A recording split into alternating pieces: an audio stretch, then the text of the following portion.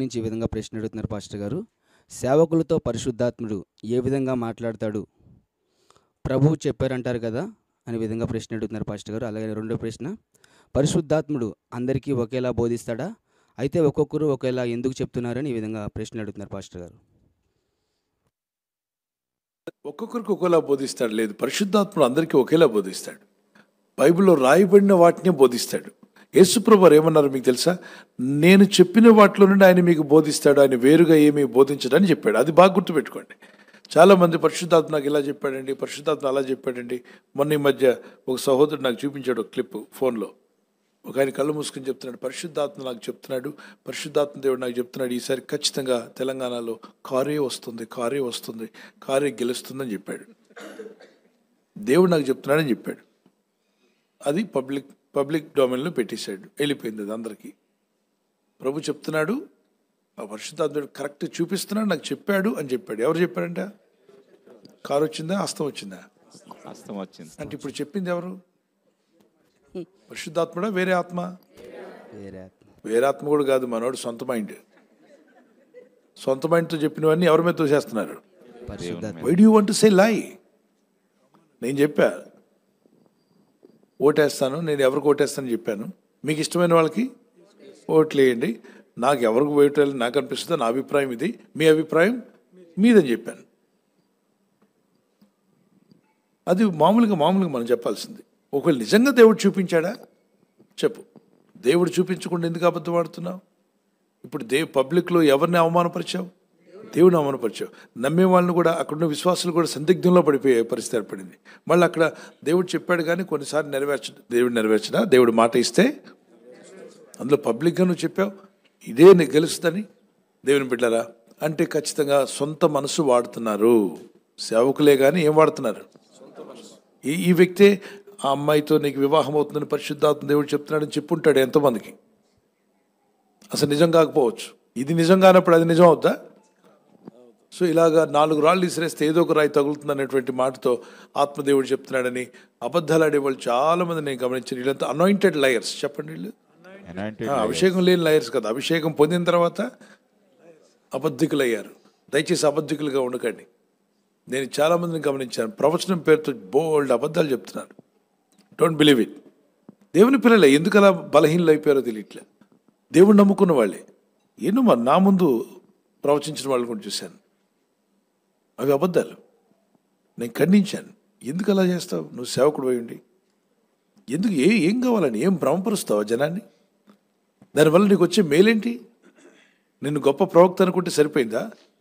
దేవుని దృష్టిలో నువ్వు ఏమై ఉన్నావో అది ముఖ్యం. మనుషుల ముందు మనం ఏమయ్యామో అంటారు గొప్ప విషయమే కాదు. దేవుని పేరు చెప్పి ఎప్పుడు చెప్పొద్దని చెప్పాను.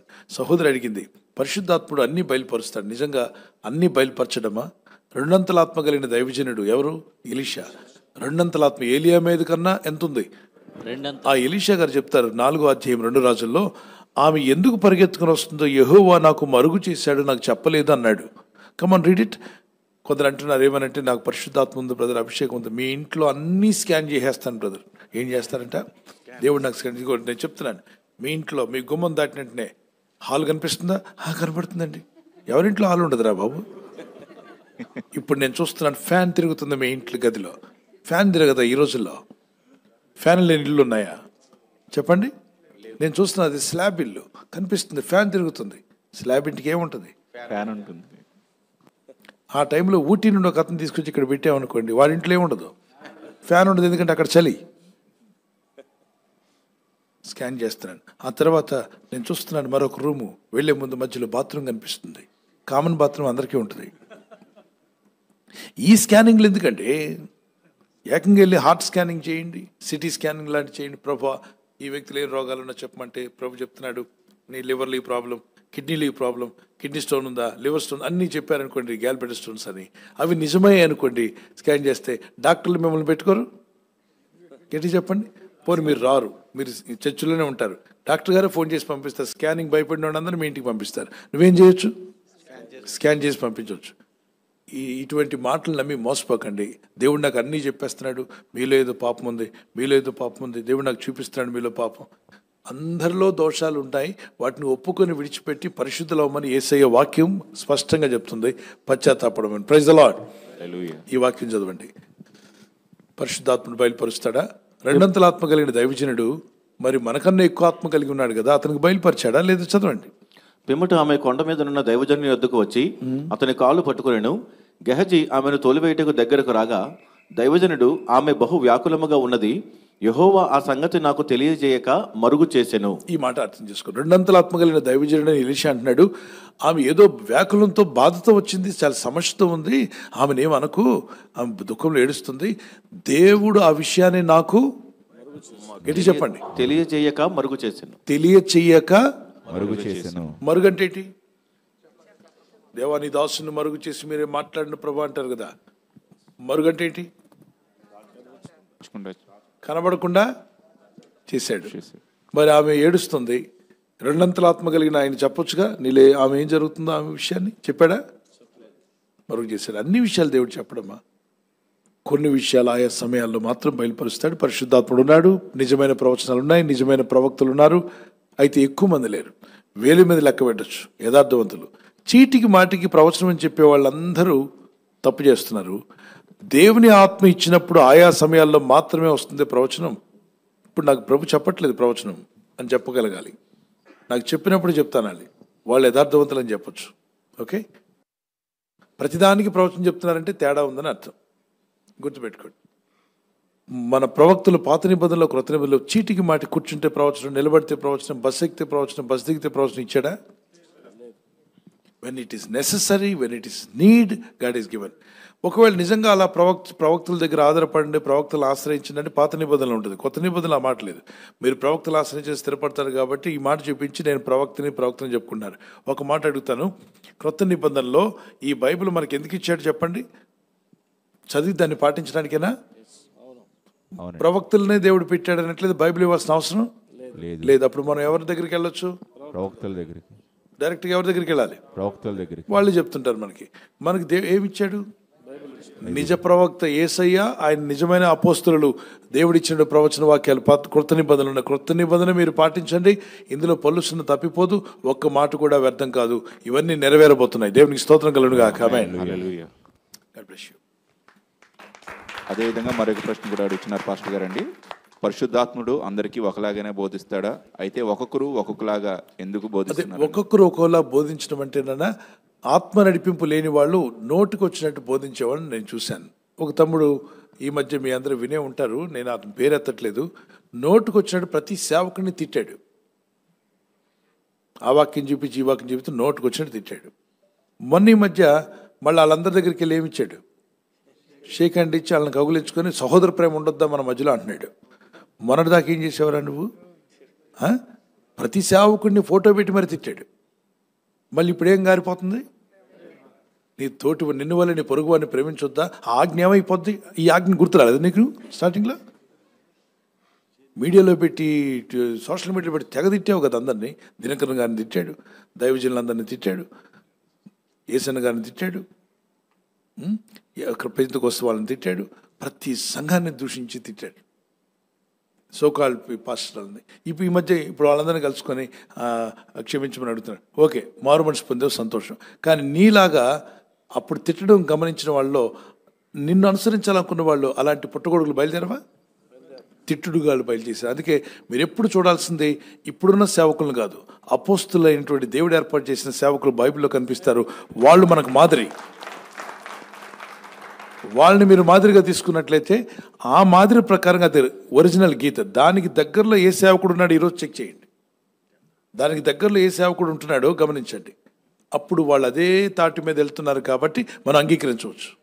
దానికి విరుద్ధంగా వెళ్ళే వాళ్ళని మన సేవకులుగా కూడా గుర్తించకూడదు, జాగ్రత్త పడాలి. లేదంటే నాకు బయలుపరిచాడు ఈయనకు బయలుపరిచాడు ఆయన, నోటుకు వచ్చినట్టు మాట్లాడుతూ, ఇందాక నేను చెప్పాను కదా, బయలుపరిచాడు ఏమని? కారు వస్తుందని. ఏమొచ్చింది? మరి అబద్ధం అని తేలిపోయింది అక్కడ. కాబట్టి మీరు ప్రతిదాన్ని కూడా నమ్మి మోసపోకండి. ప్రవచనాన్ని పరీక్షించాలంట. రక్త పరీక్ష చేసినట్టుగా ప్రతి ప్రవచనం ఏం చేయమన్నాడు? పరీక్షించమన్నాడు, టెస్ట్ చేయమన్నాడు. టెస్ట్ చేస్తే అది ఫెయిల్ అయితే దాన్ని పక్కకు పెట్టేసేయండి. God bless you.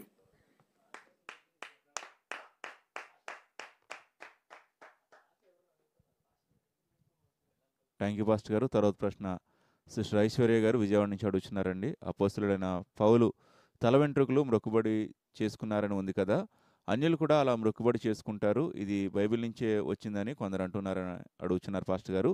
అదేవిధంగా మరొక ప్రశ్న, మనము ధర్మశాస్త్రము అనుసరించి వారమా దేవుణ్ణి అనుసరించి వారమా అనేసి ప్రశ్నలు అడుగుతున్నారండి.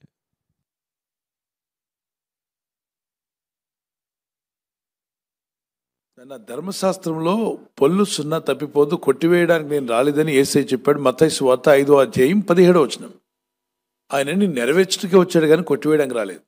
అయితే ఇప్పుడు కొత్త నిబంధనలోకి వచ్చిన మనము యేసుక్రీస్తునందు విశ్వసించి యేసు రక్తంలో కడగమని వేడుకున్న మనం, పాత నిబంధనలో ఉన్న ధర్మశాస్త్రంలో 10 ఆజ్ఞలే కాదు, ఇంకా చాలా ఉన్నాయి.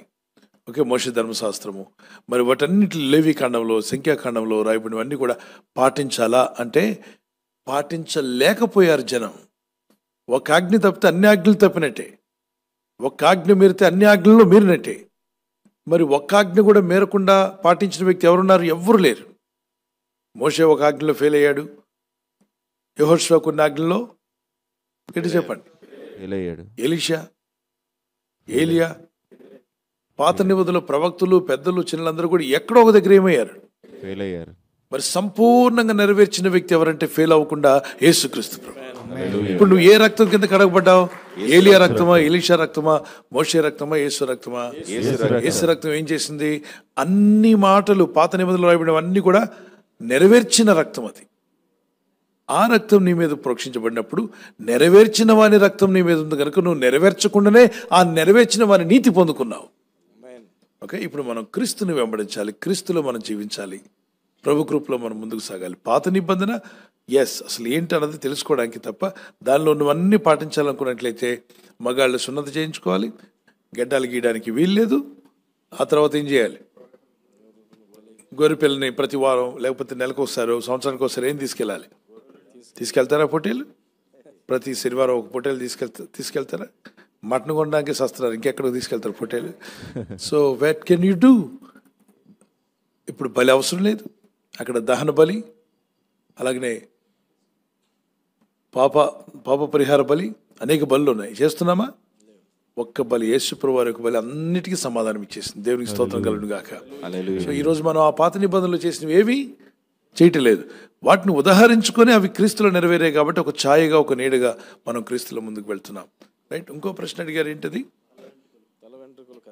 తల వెంట్రుకలు. ఓకే, పాత నిబంధనలు అన్ని జనుల్లో కూడా వచ్చిందంటే చాలా చోట్ల దేవుని బైబిల్లో నుండి అనేక విషయాలు కాపీ అయ్యి ప్రపంచవ్యాప్తంగా మనకు తెలుసు. అపవాది కూడా, సాతానుడు కూడా దేవుడు ఏది చెప్పినా దాన్ని ఏం చేసేవాడు? కాపీ చేసేవాడు. మరి ఏ రూపము చేసుకోకూడదని చెప్పిన దేవుడే మందస్సం చేయమన్నాడు. మందస్సం పైన అటువైపు ఇటువైపున దూతల రూపం చేయమన్నాడు. చూసారా మీరు? మందస్సం మీద దూతల రూపం చేయబడింది. రెక్కలు కలిగిన దూతల రూపం ఎవరు చెప్పారు? ఈ దూతకి ఎదురుగా ఆ దూత, ఆ దూత ఎదురుగా ఈ దూత, 2 దూతల యొక్క ముఖాలు ఆ కరుణాపీఠం చుట్టూ ఉండాలి. అది మేల్ని బంగారంతో చేయాలని చెప్పింది ఎవరు? రూపం చేసుకోకూడదని చెప్పింది దేవుడేగా. మరి ఇక్కడ చేయమన్నాడేంటి? మొక్కడానికి చేయమనలా. మొన్న మధ్య కొంతమంది క్రిస్మస్ ట్రీ ఎందుకు పెట్టారు, స్టార్ ఎందుకు పెట్టారు? ఈ ఓవర్ యాక్షన్లో మాని దేవుని వాక్యం లేదు కదా. స్టార్ ఎక్కడుందని ఉంది? స్టార్ ఉందని ఉందా? తర్వాత ఏంటి? క్రిస్మస్ ట్రీ ఎక్కడుంది? లేదు, క్రిస్మస్ ట్రీ లేదు, స్టారు పెట్టమని లేదు. కానీ ఆ రోజు స్టార్ వెలిసినట్టుందా? అది జ్ఞాపం చేస్తూ పిల్లలకు సువార్త చెప్పడానికి, వచ్చిన వాళ్ళకి చెప్పడానికి. మరి ట్రీ ఎందుకు? నీటి కాలంలో ఎవరు నాటబడింది? ఆకు వాడక పచ్చని చెట్టు వల్లే ఉంటామని దేవుడు చెప్పాడుగా. నేను నా దేవుని మందిరంలో పచ్చని చెట్టు వల్లే ఉంటా అన్నాడుగా. మంచు పడినా కూడా పచ్చగా ఉండే చెట్టు ఏది? Christmas tree. అన్ని ట్రీలు ఎండిపోతాయి, ఫాల్లో మొత్తం ఆకులన్నీ ఊడిపోతాయి. ఒక ఆకులు ఊడిపోకుండా ఉండే చెట్టు ఏదో చెప్పగలరా? Christmas tree. ఎప్పుడు పచ్చగా ఉంటుంది అన్ని కాలాల్లో. కాబట్టి ఎప్పుడు పచ్చగా ఉండేటువంటి ఒక పచ్చదనాన్ని దేవుడు, ఒక అభివృద్ధిగా దేవుడు తన పిల్లలకి ఇస్తాడు నిత్య జీవనానికి, సాదృశ్యంగా చెప్పడానికి తప్ప దాన్ని మొక్కడానికి పెట్టలా. చాలా మంది అది ఎక్కడుంది, ఇది ఎక్కడుంది నేను అడుగుతాను. మీకు సెల్ ఫోన్ వాడమని ఉందా? లేదు. చీరలు కట్టుకోమని ఉందా? లేదు. ప్యాంట్ షర్ట్ వేసుకోమని ఉందా? లేదు. దేహం దేవాలయం, దాన్ని ధరించుకోమన్నాడు. ఓకే, కారులో తిరగమని ఉందా? లేదు. అయితే మీరేం వాడాలి? పాత నిబంధన ప్రకారంగా గాడిదలు, గుర్రాలు. గాడి తీసుకుని వెళ్ళండి, వెనకాలతో జాడించి తన్నే తంటుతుంది. ఎవరు ప్రతిదీ ఇది ఎక్కడ ఉంది అది ఎక్కడ ఉంది అంటావేంటి? దేవుని వాక్యం పాటిస్తున్నారా లేదా? ఆ క్రిస్మస్ ట్రీ పెట్టినా, ఆ స్టార్ పెట్టినా వాళ్ళు ఏం చేశారు? ఆ రోజు సువార్త ప్రకటించారా? సంతోషం. వచ్చిన వాళ్ళందరికీ యేసుని గురించి ప్రకటించారా? సంతోషం. అక్కడ పిల్లలు ఎగిరి సంతోషించి ప్రభుకు సువార్త మాట్లాడారా? సంతోషం. ప్రార్థన చేశారా? సంతోషం. 10 ఆత్మలకు రక్షణ మార్గం ప్రకటించారా? సంతోషం. వాళ్ళని తిట్టుకుంటూ ఉంటావు ఎందుకు? నువ్వు తిట్టుకొని నువ్వు పాడవుతున్నావు. అక్కడ ఏది పెట్టినాడు సువార్త చేసి మాట చేత కానీ క్రియ చేత కానీ ఎవరిని మహిమపరుస్తున్నాడు? దేవుని మహిమపరుస్తున్నాడు. God bless you. ప్రభు మిమ్మల్ని దీవించుగాక.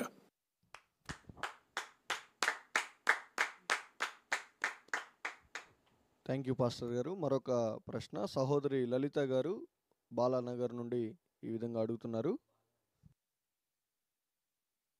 రోమపత్రిక 6వ అధ్యాయం 23వ వచనం, పాపము వలన వచ్చు జీతము మరణము. ఈ యొక్క వచనానికి వివరణ అడుగుతున్నారు. అదేవిధంగా సామెతల గ్రంథము 13వ సామెత 22వ వచనం, పాపాత్ముల ఆస్తి నీతిమంతులకు ఉంచబడును అని ఉంది కదా. ఈ 2 వచనాల యొక్క వివరణ అడుగుతున్నారు పాస్టర్ గారు. పాపం యొక్క జీతం మరణం అన్నారమ్మా. దాని కింద మాట చదవాలి మీరు. ఓకే, ఇప్పుడు పాపాత్ముల యొక్క ఆస్తి ఎవరికి వస్తుందని ఉంది? ఎటు చెప్పండి? నీతిమంతులకు వస్తుందని ఉంది. ఇప్పుడు పాపాత్ములందరూ పోవాలి, వాళ్ళదంతా మనకి రావాలన్నాడు. You have to understand that. దేవుడు తప్పక దీవిస్తాడు, ఆశీర్వదిస్తాడు. మీరు గమనించండి, చాలా కోట్ల కొలు సంపాదించిన వాళ్ళు పోయేటప్పుడు, ఉదాహరణకి జయలలిత గారు అనుకుందాం, ఎక్కువ ఉందా తక్కువ ఉందా? బాగా సంపాదించారు. ఇప్పుడు వారి సంపదన అంతా ఎవరికి చెందింది? వాళ్ళ బంధువులకి ఏమైనా వెళ్ళిందా? రక్త సంబంధులకు వెళ్ళిందా? ఆమె కుమార్తెకి కుమారుడికి వెళ్ళిందా? గవర్నమెంట్ స్వాధీనమైంది. గవర్నమెంట్ నుండి ఎక్కడికి వెళ్తుంది? పథకాలకి. చెప్పండి, పథకాలకి వెళ్ళింది అనుకోండి. మరి వారి సంపాదన ఉపయోగపడిందా? వారికి లేదు, వేరే వాళ్ళకి ఉపయోగపడింది. ఇలాగే విపరీతమైన సంపాదన వచ్చినప్పుడు, సంపాదన ఓకే, నీ వరకు ఓకే, నీ కుటుంబం వరకు ఓకే, కానీ మొత్తం ఊర్లో ఉందంతా నాకే కావాలనుకుంటే ఖచ్చితంగా ఏం జరుగుతుంది? నష్టపోతాం. సేవకులని మేము కూడా అసలు ఈ పట్టణంలో నా చర్చే ఉండాలి, ఎవరిది ఉండాలి, మొత్తం నేనే ఆక్రమించాలంటే స్వార్థం. ఒక సేవకుడు ఎంతవరకో అంతవరకే, మొత్తం అంతా నాకే కావాలి, మొత్తం నా దగ్గరికి వచ్చేస్తారు అందరూ అని చెప్పినట్లయితే దేవుడు తెలివి తక్కువైనవాడు కాదు. దేవుడు మహాజ్ఞాని అయిన దేవుడు. అంత ఒకవేళ అలా అయితే పట్టణానికి ఒక సేవకుడినే లేపేవాడు. చెప్పండి, అవునా కదా? ప్రపంచంలో దేవుడు అనేక మంది సేవకులను ఎందుకు లేవనెత్తాడు?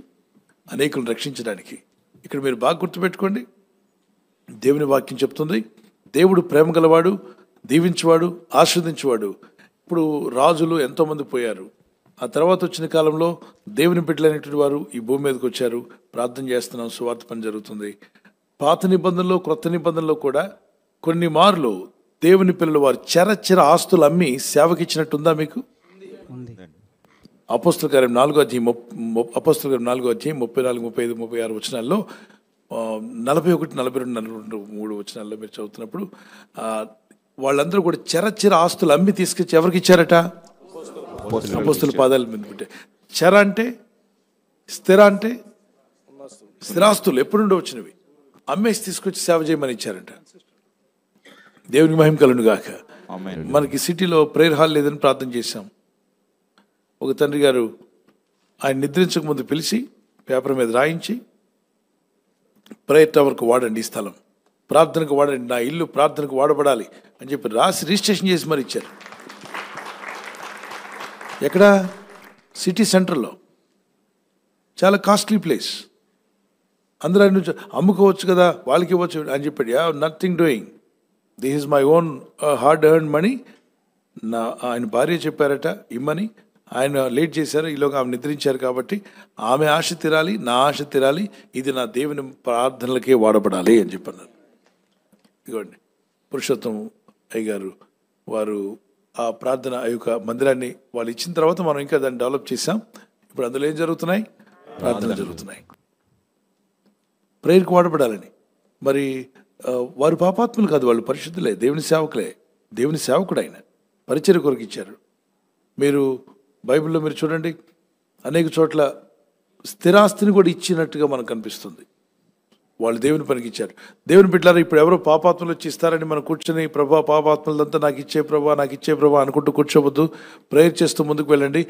అపోస్తలుల కార్యం 4:34 భూములైనను ఇండ్లైనను కలిగిన వారందరూ వాటిని అమ్మి వాటిని వెల తెచ్చి అపోస్తలుల పాదముల పాదముల యొద్ద పెట్టుచూ వచ్చారు. మీకు కర్నూలులో ఒక పెద్ద క్రిస్టియన్ కాలేజ్ లాంటిది ఉంటుంది, మీకు తెలుసా? కర్నూలులో ఒక పెద్ద కాలేజ్ గ్రౌండ్ ఉంది, తెలుసా? అది మిషనరీలకు అన్నదే. అది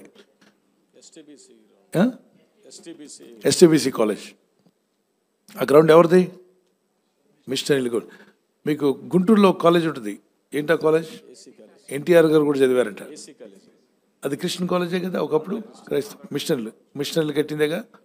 అలాగే మద్రాసులో ఉంటుంది, మద్రాస్ క్రిస్టియన్ కాలేజ్ అని. ఎన్నో ఉన్నాయి. మెదక్కి వెళ్తే ఉంటుంది. అన్ని చోట్ల మందిరాలు ఉన్నాయి. ఇదంతా దేంతో కట్టారు? నీతిమంతులైన భక్తులు కట్టాలని ఆశపడుతున్నప్పుడు అనేక మంది వాళ్ళు తాతలు ముత్తాతలు సంపాదించి దాన్ని తీసుకొచ్చి ఏం చేశారు? సేవ పనికి ఇచ్చారు. సో దేవుని పని కొరకు దేవుడు ఎక్కడైనా ద్వారం తెరవగలడు. ఆమేన్. ఒక్క మాట మీకు వివరించి నెక్స్ట్ క్వశ్చన్కి వెళ్ళిపోదాం. ఏలైనగా పాపం వల్ల వచ్చే జీతము మరణము. అక్కడ ఆగిపోతారే. కామా ఏముంది? ఫుల్ స్టాప్ ఉందా? కామా ఉందా? కామా ఉంది. చాలా మంది ప్రసంగాలు ఇక్కడికే ఆగిపోతారు. వీళ్ళ పాపం వల్ల వచ్చే జీతం మరణము, మరణిస్తావు. అక్కడ ఎందుకు ఆగావు సహోదరుడా? దాని తర్వాత కామా ఉండి ఏముంది? అయితే దేవుని కృపావరము క్రీస్తు యేసునందు నిత్య జీవం. దేవుని కృపావరము మన ప్రభు అయిన క్రీస్తు యేసునందు నిత్య జీవం. నిజమే, పాపానికి జీతం మరణం వస్తుంది, ఆత్మ మరణము. కానీ యేసుక్రీస్తులో నువ్వు రాగలిగితే నిత్య జీవం కలుగుతుంది నీకు. అర్థమైన వారు దేవునికి స్తోత్రం చెప్పండి. హల్లెలూయా. God bless you.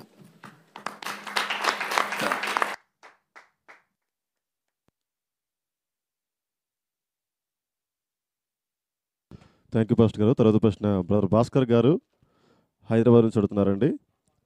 గల్తీలకు రాసిన పత్రిక 5వ అధ్యాయం 18వ వచనం వాక్య వివరణ అడుగుతున్నారు. మీరు ఆత్మచేత నడిపింపబడిన ఎడల ధర్మశాస్త్రమునకు లోనైన వారు కారు అనే వాక్యానికి వివరణ అడుగుతున్నారండి.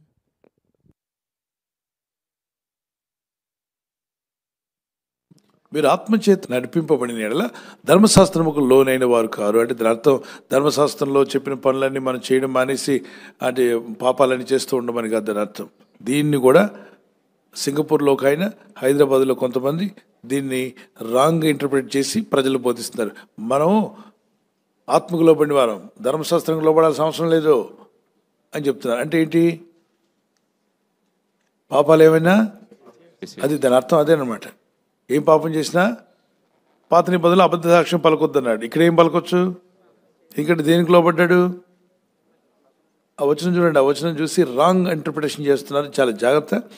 మీరు ఆత్మచేత నడిపింపబడిన ఎడల, మేము ఆత్మచేత నడిపింపబడుతున్నాం బ్రదర్, కాబట్టి మాకు ధర్మశాస్త్రానికి లోబడాల్సిన అవసరం లేదు బ్రదర్. అబద్ధమైనా పర్లేదంట, దోచుకున్నా పర్లేదట, ఆదివారం చర్చికి వెళ్తారట, మందిరం మధ్యాహ్నం అయిపోగానే సినిమాకి వెళ్ళిపోతారట 2 గంటల ఆటకి. ఎందుకు వెళ్తారని అడిగా. కృప మా నెత్తి మీద ఉందా బ్రదర్? కృప నీ నెత్తి మీద ఉందా? ఆ బోధించే ఆయన తప్పు బోధిస్తున్నాడు, వింటున్న నువ్వు తప్పు వింటున్నావు, దేవుడి మార్గంలో దారి తప్పించుకుంటున్నా అంటే దారిలో దూరం అయిపోతున్నారు. ఇది యూదాపత్రిక 1:6 అంటాడు. యూదాపత్రిక 1:6 అనేక మంది కామాతృత గలవారు దేవుని కృపావరమును, దేవుడిచ్చిన కృపను కామాతృతకు వాడుతున్నారట. చాలా డేంజర్. కృప ఉందని చెప్పి పాపాలు చేస్తారా? పాపంలో బయటపడడానికి కృప, బురదలో నుండి బయటికి తీయడానికి దేవుడు కృపనిచ్చాడు. పాప బురదలో నుండి జిగటగల దొంగ ఊపి నుండి బయటికి తీసుకురావడానికి, కానీ అందులో ఉండడానికి కృప ఇవ్వలేదు. చదవండి యూదాపత్రిక 1వ అధ్యాయం 4వ వచనం. ఎలైనగా కొందరు రహస్యముగా జొరబడి ఉన్నారు, వారు భక్తిహీనులై మన దేవుని కృప కామాతురత్వమునకు దుర్వినియోగపరచు. అంటే దేవుని కృపను దేనికి వాడుతున్నారు? కామాతురత్వమునకు దుర్వినియోగపరచుచు మా అద్వితీయ నాథుడును ప్రభు అయిన యేసుక్రీస్తును విసర్జిస్తున్నారు. ఈ తీర్పు పొందుటకు వారు పూర్వమందే సూచించబడి ఉన్నారు. అంటే పూర్వమందే వారికి సూచించబడింది ఒక తీర్పు రాబోతుంది. ఇలాంటి పనులు చేసిన వాళ్ళందరికీ జడ్జిమెంట్ రాబోతుంది. అద్వితీయుడును మన ప్రభు అయిన యేసుక్రీస్తును విసర్జిస్తూ, అంటే దేవుని మాటలు విసర్జిస్తూ ఏమంటున్నారట? దేవుని కృప, చదవండి క్లియర్గా, దేవుని కృప కామాతురత్వమునకు దుర్వినియోగపరచొచ్చు. చాలామంది తప్పుడు బోధలు చేస్తున్నారు. ఒక వ్యక్తి గ్రేస్ టీచింగ్ చేస్తున్న ఆయన అక్కడ వెళ్తున్నటువంటి దారిలో వెళ్తే పాస్టర్ గారు ఈ చర్చ్ చూద్దామని చెప్పి తీసుకెళ్ళాడు. ఆ చర్చ్ బయట చూస్తున్నాం. చర్చ్ బయట ఏంటి చూస్తూ ప్రార్థన చేస్తున్నాం, జస్ట్ నడుస్తూ ఉన్నాం. ఈలోగా యవనస్తురాలు అక్కడ కూర్చున్నారు. వీళ్ళు చర్చ్ బిడ్డలేమో, యూత్ ఏమో మీ చర్చ్ టైమింగ్ ఏంటో అడుగుదాం కదా అని చెప్పి జస్ట్ 2 అడుగులు ముందుకు వేసా. అడుగులు ముందుకు వేయగానే షాక్ అయ్యి వెనక్కి తిరిగా. షాక్ ఎందుకు అయ్యారు పాస్టర్ గారు? ఒకళ్ళ మూతి పెట్టి ముదులు పెట్టుకుంటున్నారు యవనస్తులు. నేను అడిగా, అక్కడున్న వాటిని అడిగా, అంటే అతను దే ఆర్ చర్చ్ గోవర్స్. వీళ్ళు చర్చికి వెళ్ళే వాళ్ళు, వీళ్ళు ఏంటి మా ఊర్లో పార్కుల్లో తిరిగే వాళ్ళలాగా ఉన్నారా వీళ్ళు అని చెప్పాను. అంటే వాళ్ళని అడిగారు, it's okay we are under the grace అంటున్నాడు. ఎందులో ఉన్నారంటే అండర్ ద గ్రేస్ కాబట్టి మూతి పెడతాడు ఎవరి మూతులైనా. బుద్ధిహీనులారా, ఏం బోధించారు మీ బోధకుడు? ఏం విన్నారు మీరు? వాక్య విరుద్ధమైన మాటలు ఇవి. అక్కడ ఏం చెప్తుంది వాక్యం చూడండి. కామాతృత వినియోగిస్తున్నారు, దుర్వినియోగం చేస్తున్నారు దేవుని కృపను. ఎలానగా కొందరు రహస్యముగా జొరబడినారు. సంఘములో, పరిచర్యలో, సేవలో కొంతమంది బోధకులను సాతానుడు రహస్యంగా చొరబెట్టాడు. వాళ్ళు చొరబడి ఏం చేస్తున్నారు? వారు భక్తిహీనులై, వాళ్ళ భక్తి లేదు, భయం లేదు, భక్తిహీనులై మన దేవుని కృపను కామాతురత్వమునకు దుర్వినియోగపరచు. వాళ్ళ చర్చ్ మెంబర్స్ అయి ఉండే పిల్లలు ఆ బయట చేస్తున్న చేష్టలు చూస్తే చాలా భయంకరంగా అనిపించింది. భక్తిహీనంగా ఉన్నారు వాళ్ళు. దేవుని బిడ్డారా, ఆ వాక్యం ఎంత చక్కగా చెప్తుందో ఆనాడే రాసి పెట్టాడు. అంటే కామక్రియలకు దుర్వినియోగపరుస్తున్నారట. దయచేసి గుర్తుపెట్టుకోండి, తప్పుడు బోధల్లోకి వెళ్ళకండి. దేవుడు కృప ఇచ్చింది దేవుని కొరకు నిలబడడానికి కానీ పాపంలో కొట్టుకుపోవడానికి కాదు. పాపంలో కొట్టుకుపోయేవాడిని ఆపగలిగిన శక్తి ఎవరికి ఉంది? కృపకుంది. పరిశుద్ధ మార్గంలో జీవించడానికి శక్తినిచ్చేది కృప. నీకున్న పాప మార్గంలో బయటపడడానికి సహాయపడేది కృప. పాపములో ఉండు, నీ నెత్తి మీద కృప ఉన్నది అని చెప్పింది అబద్ధపు బోధ, దానిలో ఉండొద్దు. God bless you.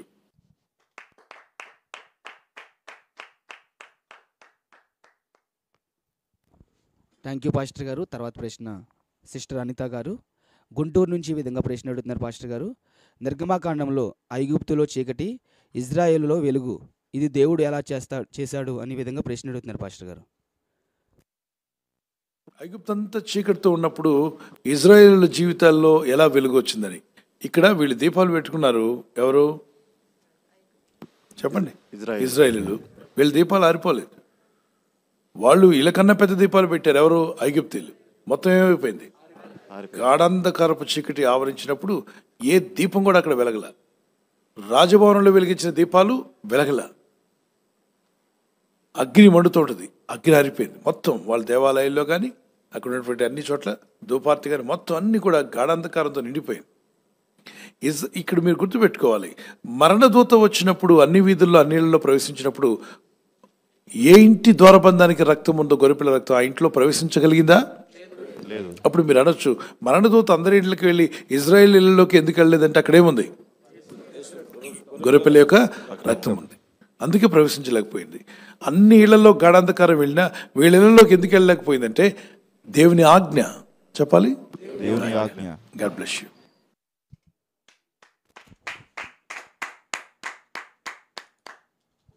Thank you pastor గారు. తర్వాత ప్రశ్న ప్రవీణ్ గారు కాకినాడ నుంచి అడుగుతున్నారు. 23వ కీర్తన 4వ వచనం, నీవు నాకు తోడయుందువు, నీ దుడుకరయు నీ దండమును నన్ను ఆదరించును అని ఉంది కదా. ఇక వాక్యం యొక్క వివరణ అడుగుతున్నారు పాస్టర్ గారు. దుడ్డుకర్ర ఏంటి, దండం ఏంటి? అక్కడ మొదట్లో ఏం చెప్పాడు? యెహోవా నా కాపరి, యెహోవా నా కాపరి అన్నాడు, నాకు లేమి కలగదన్నాడు. ఇప్పుడు దేవుడు మీ కాపరి అయినప్పుడు మనం ఆయన గొర్రెలుగా ఉన్నాం. గొర్రెల కాపర్ల దగ్గర ఏముంటుంది మీరు చెప్పండి? కర్ర ఉంటుంది. ఎందుకు? దుడ్డు కర్ర. ఎందుకు? ఈ గొర్రెల మీదకి ఏదైనా జంతువులు వస్తే వాటిని కొట్టి వాటిని తరమడానికి ఏం వాడతాడు? దుడ్డు కర్ర వాడతాడు. దండం ఏంటి? దండం అంటే ఈ దండం కాదు, ఇట్స్ ఎ మెడిసిన్. గొర్రెకి ఒకవేళ కాలు ఇరిగింది అనుకోండి, ఏం చేస్తాడు? కట్టు కడతాడు. కట్టు కట్టేటువంటి, ఆదరించేటువంటి, గాయం మానిపేటువంటి ఒక మెడిసిన్ లాంటిది తన దగ్గర పెట్టుకుంటాడు. ఎప్పుడు గొర్రెలకి ఏదైనా సడన్గా గాయం తగిలితే ఏం చేస్తాడు? దాన్ని దండం అన్నాడు. ఇంగ్లీష్ బైబిల్ ఏముందో చూడండి, మీరు అక్కడ కనిపిస్తుంది, అప్పుడు మీకు అర్థమవుద్ది. ఇంగ్లీష్లో 23:4 పెట్టండి. Your rod and your staff. What does it mean staff అనేటువంటి మాట మీరు ఇంగ్లీష్లో చూడండి. కట్టె, కర్ర, కోల, కొయ్య, దండము అని ఉంది. దండము. దీన్ని దేనికి వాడేవాళ్ళు నేను చెప్పాను కదా, గొర్రెకు గాయం తగిలినప్పుడు, దానికి ఇబ్బంది కలిగినప్పుడు వాటిని కట్టడానికి, వాటికి సహాయపడడానికి వాడతాడు. ఇప్పుడు మనము దేవుని గొర్రెగా ఉంటే మనలను కాపాడడానికి ఆయన కాపుదల, డివైన్ ప్రొటెక్షన్ ఇచ్చాడు. తర్వాత మనలను ఆధారము అని కూడా ఇవ్వబడింది. ఏమండి? ఆధారము అని కూడా ఇవ్వబడింది. ఆధారం, ఒక ఆధారం నీకు ఆధారంగా దేవుడు ఉంచుతున్నాడు నేను కాపాడడానికి.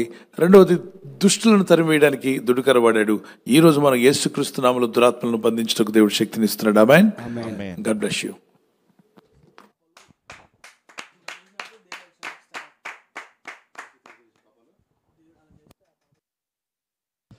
థ్యాంక్ యూ పాస్టర్ గారు. తర్వాత ప్రశ్న ఓ సహోదరులు ఈ విధంగా అడుగుతున్నారండి. మరి తెలిసి తెలియక చేసిన తప్పులు కానీ పాపాలు కానీ దేవుడు క్షమిస్తాడా లేదా అనే ప్రశ్న అడుగుతున్నారండి.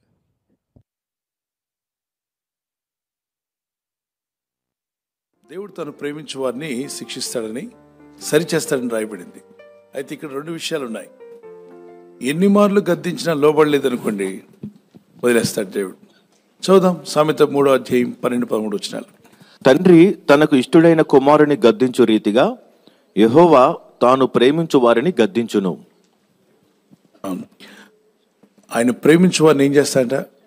గద్దించును, గద్దిస్తాడు. దేవుడు ఎక్కడైనా బైబిల్లో గద్దించాడా?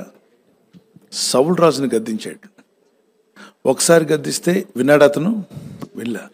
రెండోసారి గద్దించినప్పుడు విన్నాడా? మూడోసారి గద్దించినప్పుడు వినలా. లాస్ట్కి ఏమయ్యాడు? నష్టపోయాడు. దేవుని గద్దింపును తిరస్కరించుకోమని ఉంది. మీరు ఆ తర్వాత వచ్చిన కూడా చదవండి, 3వ అధ్యాయం 12-13. జ్ఞానము సంపాదించిన వాడు ధన్యుడు, వివేచన కలిగిన నరుడు ధన్యుడు. వెండి సంపాదించుట కంటే జ్ఞానము సంపాదించుట మేలు. చూడండి 12వ వచనాన్ని, 11-12. నా కుమారుడా, యెహోవా శిక్షను తృణీకరింపవద్దు, ఆయన గద్దింపునకు విసుగవద్దు. ఆయన గద్దిస్తే విసిగిపోవద్దు. నాన్న గద్దిస్తే ఏం చేయొద్దు? ఫాదర్ ఎప్పుడు కూడా మేలు కోసమే గద్దిస్తాడు, అవునా? తల్లి అయినా తండ్రి అయినా మేలు కొరకు గద్దిస్తారు. విసిగిపోతారు కొంతమంది దేవుడు గద్దిస్తుంటే. కొన్నిసార్లు వాక్యం చెప్తుంటే వెళ్ళిపోతూ ఉంటారు, వాక్యాన్ని అర్థం చేసుకోరు, దేవుని గద్దింపులు వినరు. నాకు తెలిసిన ఒక యవన సేవకుడు అందరిని తిడుతున్నాడు. సేవకులందరినీ పట్టుకొని వీడేది నీతిమంతుడు అయిపోయినట్టు అందరి సేవకులు తప్పులు కనబడతాయి వానికి. వాళ్ళ చర్చిలో ఒక పక్కన పావురం బొమ్మలాగా ఉంది, పరిశుద్ధాత్మ గురించి రాశారు అక్కడ, పావురం వస్తున్నట్టు. ఆ పావురం అన్నది పెట్టినందుకు ఆ సేవకుడిని, సంఘాన్ని దూషించడం ప్రారంభించాడు. అప్పుడు నా సేవ ప్రారంభంలో నేను అతన్ని అడిగాను, ఎందుకు అలా దూషిస్తున్నావు అంటే, ఏ రూపం పెట్టకూడదని బైబిల్లో ఉంది కదా, ఆకాశమందున్న పక్షుల రూపం కానీ, భూజంతువుల రూపం కానీ, సముద్రంలో ఉన్న చేపల రూపం కానీ పెట్టొద్దని ఉంది కదా, ఈయన పెట్టాడు ఈ సేవకుడు అని చెప్పి దూషిస్తున్నాడు ఆ సేవకుడిని. నేను చెప్పాను, సరే నువ్వు దూషిస్తున్నావు కదా, ఆకాశమందున్న పక్షులను పూజించొద్దన్నాడు దేవుడు, అలాగే భూజంతువులను పూజించొద్దన్నాడు. ఆ పౌరం పూజించమన్నాడు ఈ సేవకుడు, చెప్పలేదే. ఫ్లెక్స్ బోర్డు మీద అది అక్కడ ఆ రోజుల్లో రాశారు, ఏంటి మన పెయింట్ వేశారు, ఇది మన ఇది బ్యానర్స్, మీకు గుర్తున్నాయా? ఫ్లెక్స్ రాకముందు ఏముండేది? బ్యానర్స్ ఉండేవి, పెయింట్ వేసి పౌరంలాగా వేశాడు. బ్యానర్ పెట్టాడు, వాక్యం రాశాడు. దాన్ని నువ్వు ఎందుకు తప్పు పట్టాలి? వాళ్ళందరి మీద ఎందుకు దూషిస్తున్నావు?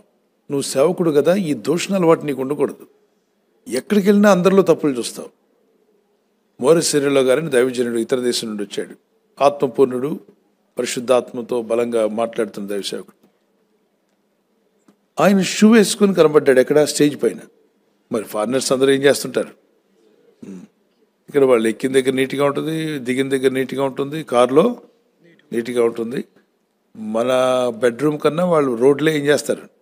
నీట్గా పెట్టుకుంటారు. వాళ్ళకి అది వచ్చేసింది, అది అలవాటు చేసుకున్నారు.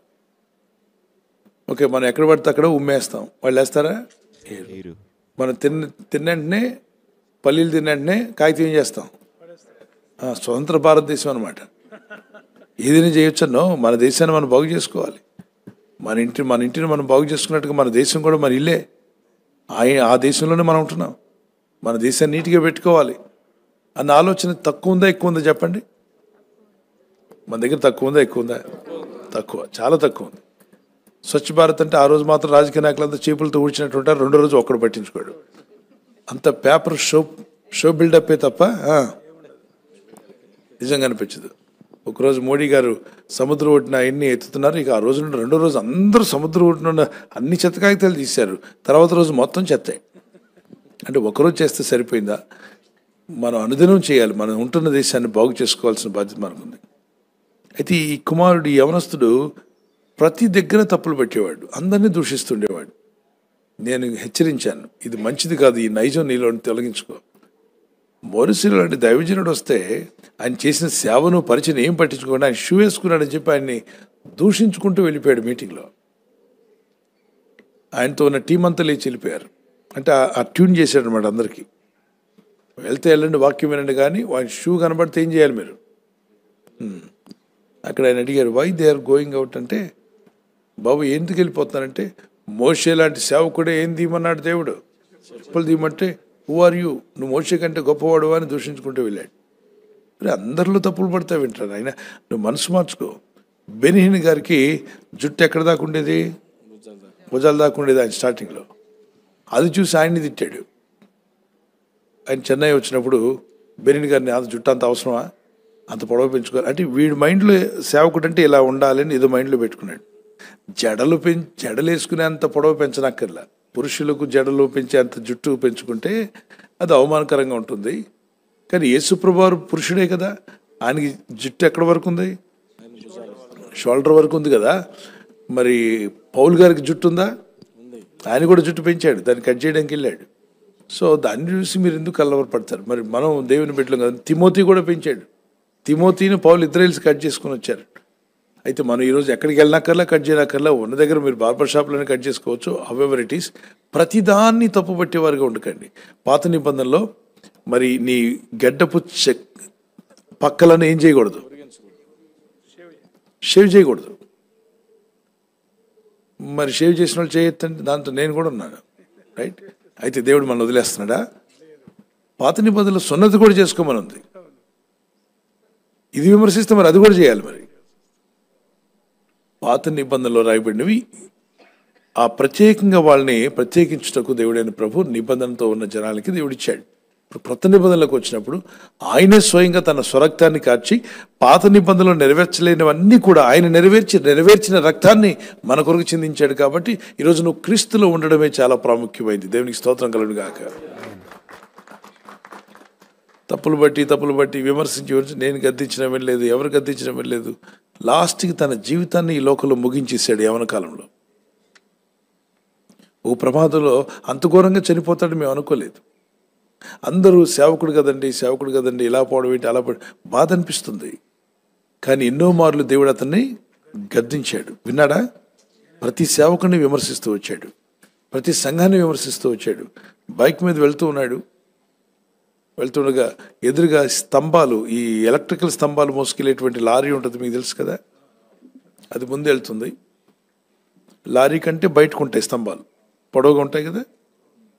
అతివేగంతో వెళ్తున్నాడు. అటు నుండి బండి వస్తుంది, ఆ బండిని క్రాస్ చేయాలనుకున్నాడు. ఈ బండిని సడన్గా ఆ బండి మీదకి వస్తుందని తెలిసి సైడ్ తీస్తే దేనికి తగిలాడు? స్తంభానికి తగిలాడు. బ్యాలెన్స్ తప్పింది, ఎదురొచ్చే బండి కింద పడ్డాడు. చిచ్చుగా అసలు మనిషి దేహం గుర్తుపట్టలేంతగా ఈ లోకాన్ని విడిచి వెళ్ళిపోయాడు. అంటే అందరూ అదే విధంగా దేవుడు అలా శిక్షిస్తాడని నేను అంటలేదు. దేవుడు ఎన్నో మార్లు ఆ యవన సేవకునికి ఏమిచ్చాడు? అవకాశం ఇస్తే ఇతరుల కొరకు ప్రార్థన చేశాడంటే చేయలేదు, కానీ ఇతరులను ఏం చేశాడు? విమర్శిస్తూ కూర్చున్నాడు. వినేవాళ్ళని కూడా వినలేకుండా చేశాడు. ప్రార్థనలకు అడ్డుగా నిలబడ్డాడు. విశ్వాసులకు ఆటంకంగా ఉన్నాడు. తనకు తెలిసిందే నీతి అనుకున్నాడు, తనకు తెలిసిందే కరెక్ట్ అనుకున్నాడు. ఒకడు పో మార్గం వానికి ఎలా ఉంటుందంటే తిన్నగా ఉంటుంది, కానీ తుదకు అదే ఎక్కడ తీసుకెళ్తుంది? గద్దిస్తాడు దేవుడు. సౌలును గద్దించాడు, ప్రేమించేవాడిని గద్దిస్తాడు. అయితే నిన్ను చంపడానికి ప్రయత్నం చేయడు ఆయన. గద్దింపు వేరు, చంపడం వేరు కదా. మరి చావు దేవుడిచ్చాడు, దేవుడు ఇవ్వలా. దేవుడు వద్దని చెప్పినా గద్దిస్తూ వెళ్ళాడు. ఉదాహరణకి నిచ్చెనెక్కుతున్నాడు ఒక అతను, బాబు జాగ్రత్త అని చెప్పినా నాకేం పర్లేదు అంకుల్ అనుకుంటే అలా కింద ఇరిగి పడ్డాడు అనుకోండి, మనం ఏమైనా కొట్టామని? కొట్టలేదు. తన నిర్లక్ష్యమే తనని పడగొట్టింది. కనుక మన నిర్లక్ష్యాలు చాలాసార్లు మనల్ని దెబ్బతీస్తాయి. మన నోటి మాటలు, మనం ఏం విత్తుచున్నామో జాగ్రత్త అన్నాడు, ఏం చేస్తున్నావో జాగ్రత్త. మన ప్రవర్తన, అందుకే తన ప్రవర్తన కాచుకునేవాడు జ్ఞాని, తన ప్రవర్తన విషయంలో జాగ్రత్తగా ఉండేవాడు జ్ఞానట. వివేకం గలవాడు జ్ఞాని తన ప్రవర్తనను ఏం చేసుకుంటాడు? కాపాడుకుంటాడు, కాచుకుంటాడు. వినయం కలిగి ఉండడం మంచిది. ఒకవేళ వినకుండా వెళ్తే శాంసన్కి ఏం జరిగింది, సౌలుకి ఏం జరిగిందో చదవండి. దేవుడు గద్దించినా వినలేదు, నష్టపోయారు. గద్దింపుకు లోబడిన వారు మేలు పొందారు, పశ్చాత్తాపడ్డారు. పేతురు 3 సార్లు ప్రభుని ఎరగనన్నాడు, తిరిగి మళ్ళా మారు మనసు పొంది పశ్చాత్తాపడినప్పుడు ప్రభు అంగీకరించాడా? సెకండ్ ఛాన్స్ ఇచ్చాడు. దేవుడు ఆయన సరిలో పశ్చాత్తాపడితే నీకు మరొక ఛాన్స్ ఇవ్వగలరా? నమ్మితే దేవునికి స్తోత్రం చెప్పగలరా? God bless you.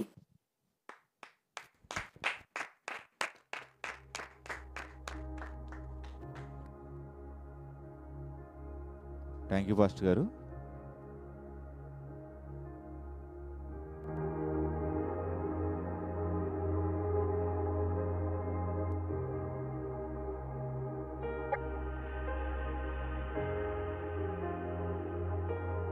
ఇది నా ప్రత్యేక ఉపాస ప్రార్థనలో మరి దేవజనరాలు శైలపాల్ గారు వాక్యం అందిస్తారు.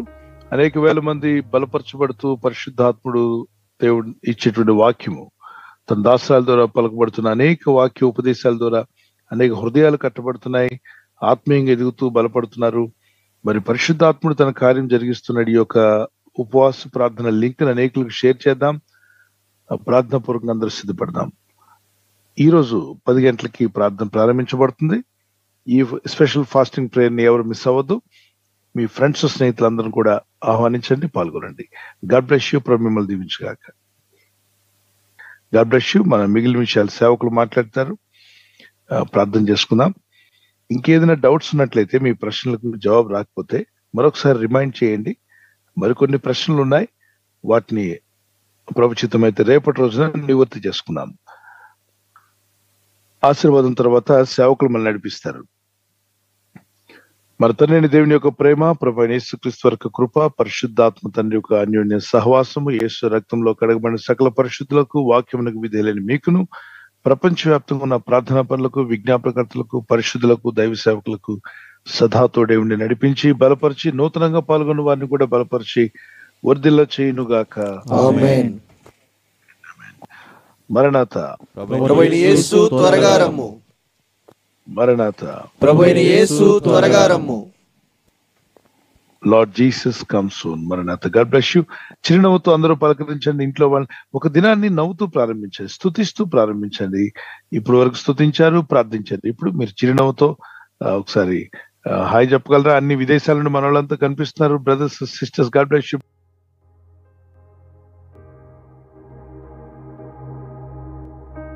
థ్యాంక్ యూ పాస్టర్ గారు. Praise the Lord. క్రీస్తునందు ప్రేమిన వల్లారా, మరి ఇప్పటివరకు కూడా దైవజనులు అనేకమైన ప్రశ్నలకు సమాధానం తెలియపరిచారు. గతంలో అడిగిన ప్రశ్నకు కూడా సమాధానం తెలియపరిచారు. మరి ఈరోజు కూడా ప్రశ్నలు తీసుకోవడం జరిగింది. మీ ప్రశ్న కూడా దైవజనులు సమయానుకూలంగా సమాధానం తెలియపరుస్తారు. ఇంకా మీకు ప్రశ్నలు కానీ సందేహాలు కానీ ఉన్నట్లయితే మీ యొక్క ప్రశ్నను కానీ సందేహాన్ని కానీ మీరు మీ మొబైల్లోనే మీ కెమెరా యూజ్ చేస్తూ చక్కగా రికార్డ్ చేసి